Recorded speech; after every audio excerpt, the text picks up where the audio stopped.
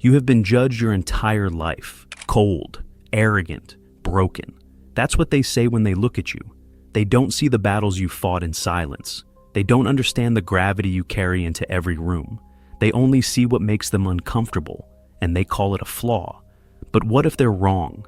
What if the very thing they label as weakness is actually proof that you carry something rare? Carl Jung once said that the deeper your inner world, the heavier your outer presence becomes. People who carry a rare aura are almost never understood at first. Instead, they're feared, misjudged, rejected. Because your aura doesn't smile on command. It doesn't bend to fit the room. It doesn't play the clown just to feel accepted, and that unsettles people. It reminds them of what they've buried, their shadows, their lies, their hidden fears. So, they misread you. They whisper. They avoid. They accuse. And all this time, you've been told, change yourself, be softer, be easier. But you've felt it, haven't you? That weight in your chest when you stay silent in the middle of chaos.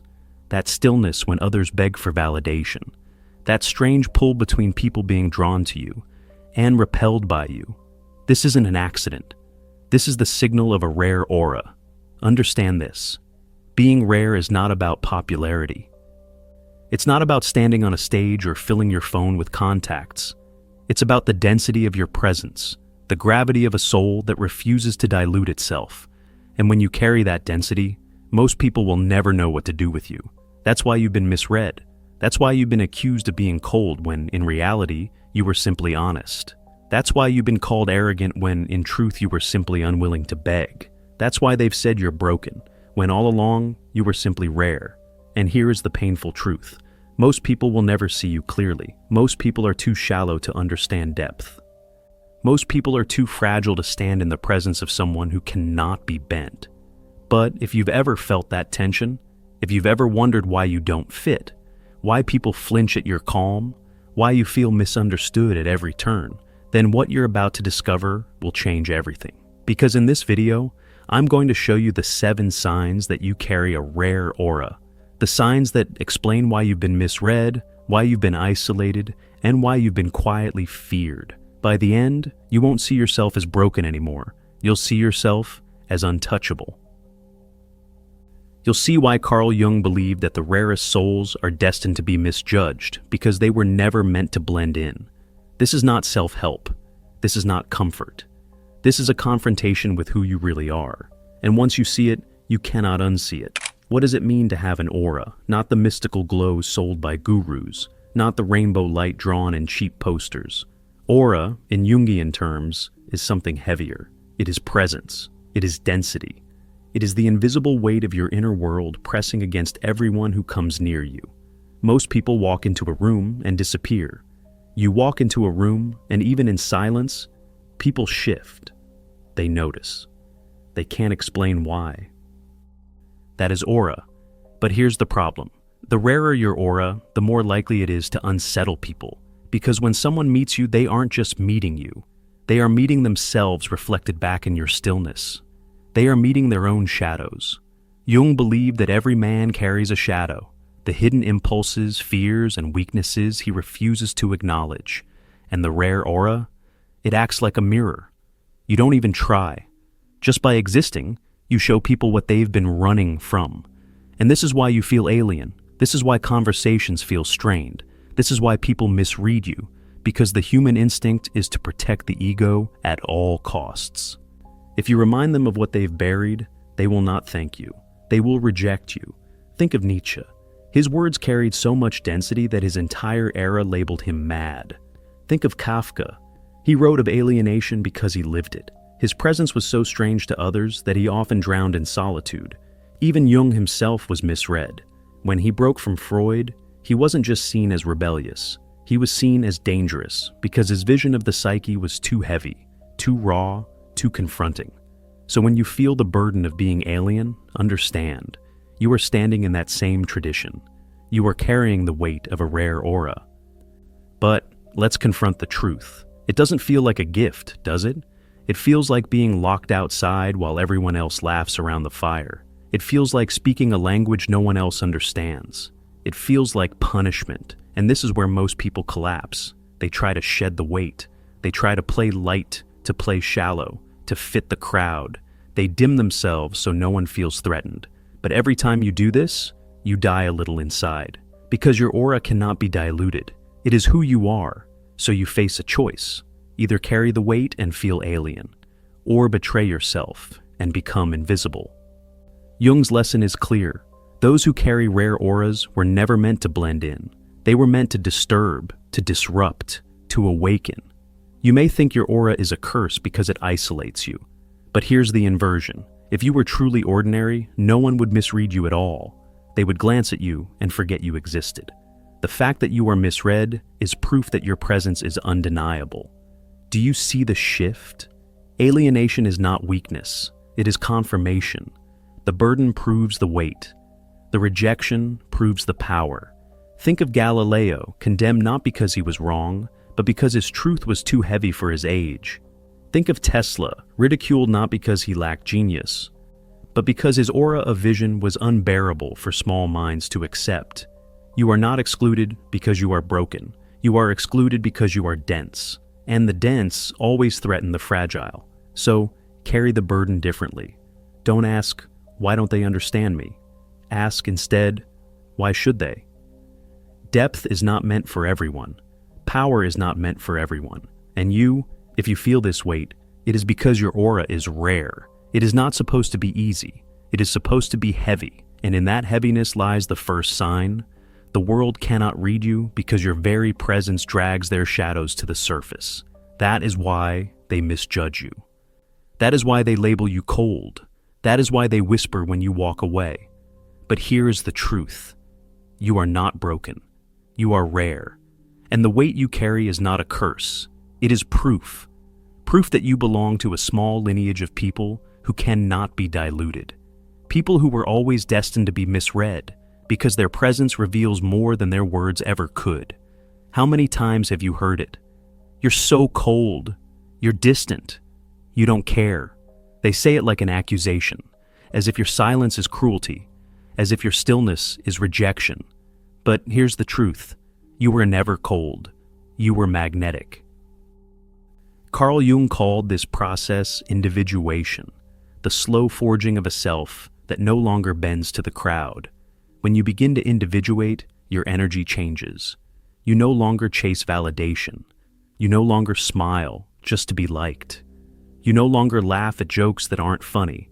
And because you don't beg for attention, people mistake your quiet presence for coldness. But in reality, it is the exact opposite. Magnetism is not about noise. It is about gravity. It is about the way you can stand still and the room bends around you. Think about it. The most magnetic figures in history were never the loudest. They were the ones who could sit in silence and still command attention. Marcus Aurelius, the emperor-philosopher, was feared not because he shouted, but because he carried himself with quiet dignity. His silence in the Senate was heavier than the words of 100 flatterers. Arthur Schopenhauer was called bitter and aloof by his peers, but his presence carried such intellectual density that his ideas cut through centuries of philosophy. His so-called coldness was simply the refusal to decorate lies. And Einstein himself, misread by many as absent-minded or detached, was magnetic precisely because he wasn't caught in shallow noise. His mind orbited deeper patterns, and people could feel it even if they couldn't understand it. Do you see the pattern? The aura of individuation doesn't scream. It doesn't chase. It doesn't flatter. It stands. And standing still is misread as cold only by those addicted to chaos. This is why people reject you. They crave reassurance. They want every silence filled, every moment validated, every insecurity soothed. And when you don't give them that, they call you cold. But your refusal to beg for attention is not coldness. It is proof of magnetism. Because true magnetism is not about reaching out. It is about drawing in, not about chasing, but about pulling. Not about noise, but about weight. The weak radiate warmth that evaporates instantly. The rare aura radiates gravity, and gravity cannot be ignored. And here is the paradox. The very thing they accuse you of, coldness, is what makes you unforgettable. You don't give them comfort, you give them tension, and tension is far more powerful. Jung understood this. He knew that individuation isolates before it integrates. When you step outside the collective mask, the crowd cannot read you. They project their own fears, their own fragility, their own longing for approval. So they call you cold, because they cannot name what they feel. They cannot admit that your silence unsettles them. They cannot confess that your presence draws them in against their will, but you already know it, don't you? You've seen it happen. The way people accuse you of being distant, yet they keep circling back. The way they call you detached, yet they crave your attention more than anyone else's. The way they label you cold, yet their eyes can't look away. This is magnetism, and it is stronger than warmth will ever be. So understand this, being called cold is not an insult. It is an admission. It is proof that your aura unsettles them, that your silence weighs more than their noise, that your refusal to beg for attention exposes how desperately they seek it. You are not cold, you are rare, you are magnetic, and every time someone accuses you of being distant, you should hear what they are really saying. Your presence affects me in ways I can't explain. Because here is the real secret. The world doesn't misread you because you lack power. They misread you because your power is invisible. They cannot name it, so they call it cold. They cannot define it, so they call it distant. But you and I know the truth. It is magnetism.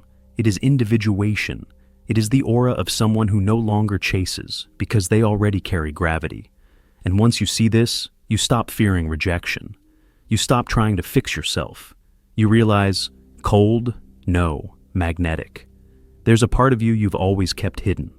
A hunger, a pull toward extremes. Sometimes it shows up as addiction, habits that consume you. Sometimes it shows up as obsession, fixating on ideas, projects, or desires until you burn yourself out. And every time it rises, you feel guilt. You feel shame. You tell yourself, I'm weak, I'm broken, I need to control this. But what if you've been reading it wrong? Carl Jung saw addiction not as random failure, but as signal. He wrote that compulsions are symptoms of the shadow, the divided parts of the psyche that we've buried and denied. And the rarer your aura, the stronger this division feels. Because unlike ordinary people, you don't skim the surface. You feel too much. You sink too deep. This is why your struggles have always been heavier than theirs. This is why your habits become obsessions. This is why your compulsions drag you down with more intensity than others can imagine. It is not because you are broken. It is because you are carrying a depth they do not have. Look at Van Gogh. They called him mad, drunk, addicted, unstable. They never understood that his obsessions were the overflow of an unbearable inner world. His rare aura was too much for his body to contain. The very intensity that destroyed him also gave birth to art the world still cannot look away from. Think of Dostoevsky, chained to gambling tables. He ruined himself again and again. And yet through his compulsions, he uncovered truths about human suffering no philosopher had ever dared to write. His novels carry the aura of a man who felt too much to ever be ordinary. This is the paradox. The rare aura is not neat. It is messy. It does not live in balance. It wrestles in extremes. And society misreads this. They see your addiction and call you weak. They see your obsession and call you unhealthy. They see your intensity and call you unstable. But Jung would tell you, these are not signs of weakness. They are clues. They are signals pointing to the shadow you've been ignoring. And until you face that shadow, it will keep breaking through in compulsions. This is why people who carry rare auras often live in cycles of obsession, collapse, recovery, and obsession again. Their psyche is fighting for integration. Their depth is trying to find order. So hear me. Your addictions and obsessions are not random defects. They are proof that your aura is pulling you into confrontation with yourself. The shallow man doesn't wrestle with addiction.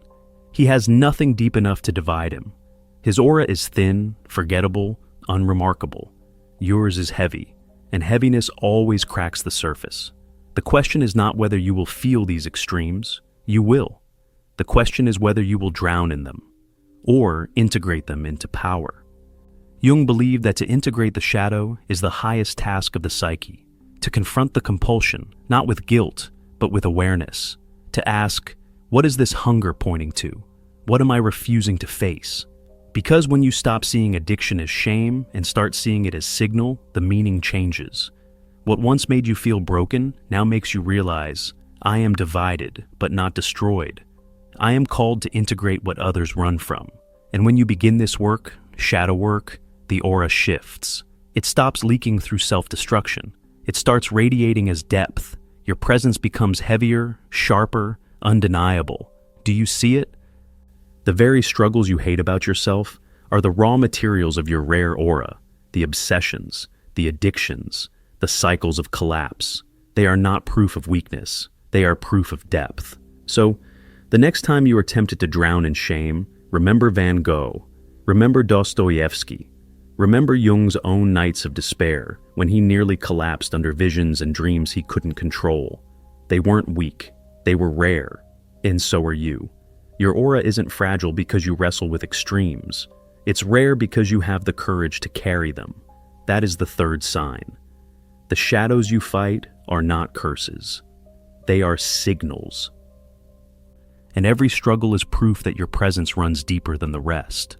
Have you ever noticed the silence that follows when you speak? The way a room shifts when your opinion cuts through the noise? The way people laugh too quickly, argue too loudly, or avoid your eyes altogether?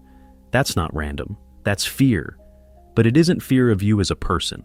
It isn't fear of violence or aggression or domination. It's fear of depth. Carl Jung explained this as projection. People carry within them shadows, parts of themselves they cannot accept, truths they refuse to face. And when they encounter someone with a rare aura, someone who radiates weight instead of noise, they feel exposed. They see in you what they've buried in themselves. You don't have to do anything. Your stillness is enough. Your presence alone reminds them of their fragility.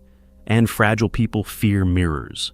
This is why you've been accused of arrogance when you were only being honest. This is why your silence is called judgment when you were simply observing. This is why people become defensive, uneasy, even hostile in your presence. They are not reacting to who you are. They are reacting to what you awaken in them. Think of Socrates. He didn't carry a sword into Athens. He carried questions. And those questions made the most powerful men of his city tremble.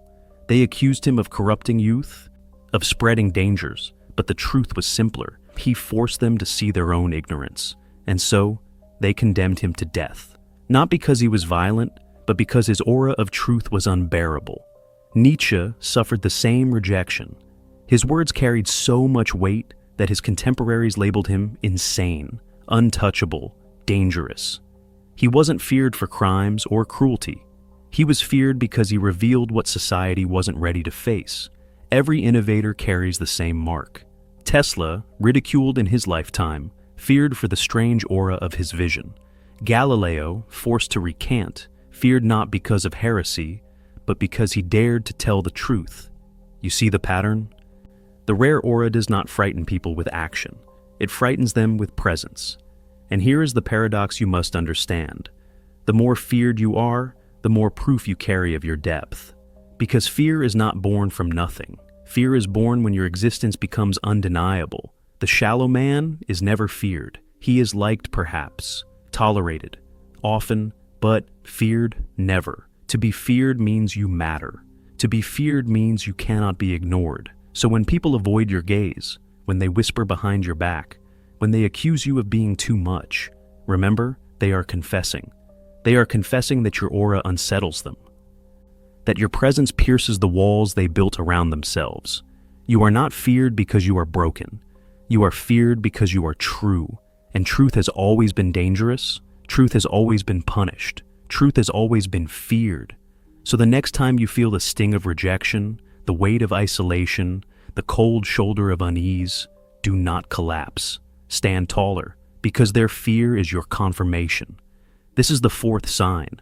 You trigger fear in others not because you threaten them with harm, but because you threaten them with truth. And in a world built on illusions, that is the most dangerous power you can carry. There is a reason you keep pulling back. A reason crowds exhaust you. A reason noise feels suffocating. And every time you choose silence, every time you choose to step away, they call you antisocial. They call you withdrawn. They tell you something is wrong with you. But what if solitude is not weakness? What if solitude is proof? Carl Jung believed that individuation, the rare process of becoming fully yourself, cannot happen in the crowd. The crowd demands masks. The crowd demands conformity. The crowd demands that you shrink yourself so others feel safe. But solitude strips the mask. Solitude confronts you with the truth. Solitude is the place where your rare aura sharpens into power. That's why solitude chooses you. You didn't ask for it. You didn't beg to be alone. But the deeper your presence, the more silence pulls you in. Because silence is the only place heavy souls can breathe. Marcus Aurelius ruled the Roman Empire surrounded by armies, advisors, and politicians. But he wrote his meditations in the quiet of his own company. His deepest strength was not forged in applause, it was forged in solitude. Nietzsche warned that those who cannot stand solitude will never become who they are. He knew that rare auras are not shaped by endless interaction, but by the fire of being alone with their own thoughts. And you have felt it too. The tension between longing for connection and knowing that connection often means dilution. The ache of loneliness mixed with the strange relief of retreat. Here is the inversion you must see. Loneliness is not the same as solitude. Loneliness is hunger. Solitude is strength. Loneliness is emptiness. Solitude is density. Most people run from solitude because it terrifies them. Left alone, they would have to meet their own shadows. They would have to face the hollowness they've been hiding. So they drown themselves in endless noise, scrolling, drinking, talking, anything to avoid silence. But you carry a rare aura. And the rare aura is not afraid of silence. The rare aura seeks it. Because only in solitude do you integrate the chaos inside. Yes, it hurts. Yes, it isolates. Yes, it makes others misread you. But solitude is not a curse. It is a crucible. It burns away weakness. It reveals who you are when no one is watching. That is why solitude chooses you. Not because you are broken, but because you are rare. Not because you are cursed, but because you are being forged. So, when they call you antisocial, when they mock you for stepping back, when they misread your silence as emptiness, remember this. They are confessing their fear. They cannot stand what you carry, so they call it a flaw. But solitude is not your flaw. It is your crown. This is the fifth sign. The world may see absence, but in truth, solitude is where your aura becomes untouchable. You've carried the weight. You've been called cold. You've wrestled with obsession. You've triggered fear. You've walked through solitude. Every misreading, every accusation, every moment of isolation was never proof of weakness. It was proof of rarity. And now, the truth stands before you. You are not broken. You are not misunderstood. You are untouchable. This is the turning point. This is where shame dies and power begins. Because when you realize that being misread is inevitable, you stop wasting energy on explanation. You stop begging for recognition. You stop softening your edges to make fragile people comfortable. You stand as you are, indivisible. Carl Jung believed that individuation, the rarest process of becoming whole, would always alienate you from the crowd.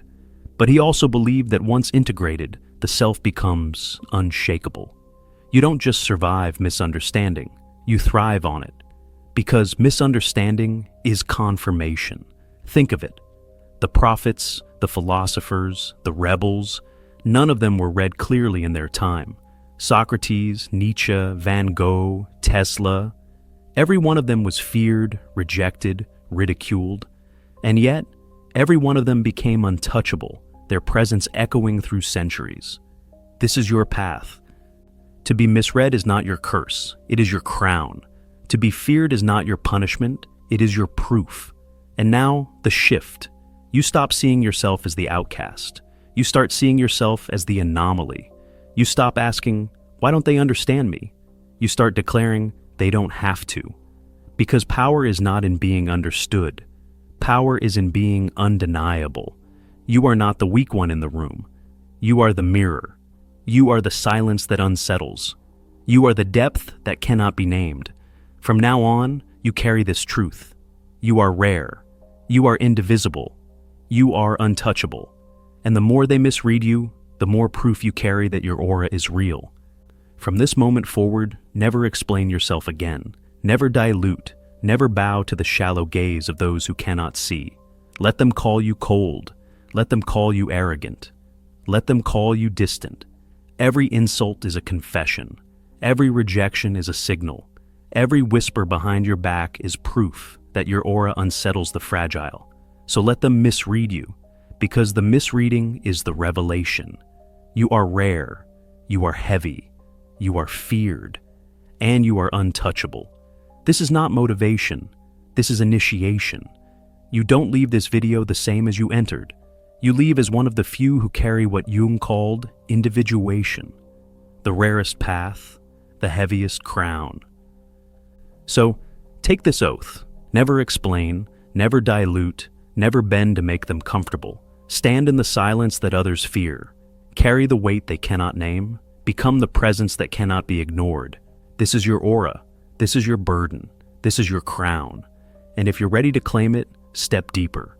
This channel is where the forbidden truths live, the ones society hides, the ones philosophers bled to deliver. Subscribe and carry this knowledge forward. And when you're ready to go further, watch the next video waiting for you now. Because if this one revealed why you've been misread, the next will show you how to weaponize it. Remember, you are not broken. You are rare. And from today forward, you are untouchable.